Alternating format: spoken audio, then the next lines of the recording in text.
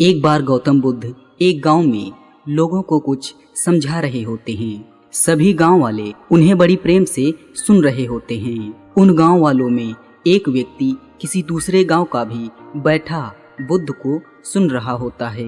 बुद्ध की बात पूरी होने के बाद बुद्ध वहां से उठकर चलने लगते हैं। वह व्यक्ति दौड़ता हुआ बुद्ध के पास आता है और बुद्ध को रोक लेता है और बुद्ध से हाथ जोड़कर विनती करता है, बुद्ध कृपा कर एक बार हमारे गांव में भी आएं। वह व्यक्ति एक किसान होता है। बुद्ध उस व्यक्ति से कहते हैं, तुम चिंता ना करो, हम तुम्हारे गांव अवश्य आएंगे। ये कहकर बुद्ध और उनके भिक्षुक वहां से चले जाते हैं। अगले ही दिन बुद्ध और उनके भिक्षुक उस किसान के गांव जाते हैं। बुद्ध को देखते ही सभी गांववासी बुद्ध के पास आते हैं और अपना प्रश्न करने लगते हैं। गांव के सभी लोग बुद्ध के पास आ जाते हैं, पर वह किसान बुद्ध के पास नहीं आता। वह किसान बुद्ध के पास इसलिए नहीं आ पाता कि उसके आज ही 2 बैल खो जाते हैं, जो उसकी रोजी रोटी के साधन थे। घर में चिंतित बैठा यह सोच रहा होता है कि वह बैलों को ढूंढने जाए या बुद्ध को सुनने जाए। वह किसान बड़ी दुविधा में फंस जाता है। उसके पास 2 ही विकल्प होते हैं, या फिर पहले बुद्ध को सुनने जाए या बैलों को ढूंढने जाए।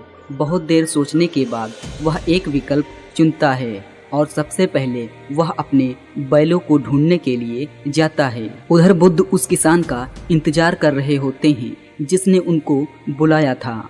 बहुत देर इंतजार करने के बाद बुद्ध और उनके शिष्य वहां से चले जाते हैं। किसान बहुत मेहनत के बाद अपने बैलों को ढूंढ लाता है। किसान बहुत दुखी होता है। उसे खुशी होती है कि उसके बैल मिल गए, लेकिन वह दुखी इसलिए होता है कि उसने बुद्ध को अपने गांव बुलाया था और वही सुनने न जा सका। अगले दिन किसान बुद्ध को ढूंढते ढूंढते बुद्ध के पास पहुंच जाता है और वह रोने लगता है। तुम रो क्यों रहे हो बुद्ध? मैंने ही तो आपको अपने गांव में बुलाया था और मैं ही आपसे मिलने न आ सका। हे बुद्ध, कल मेरे दोनों बैल वन में खो गए थे।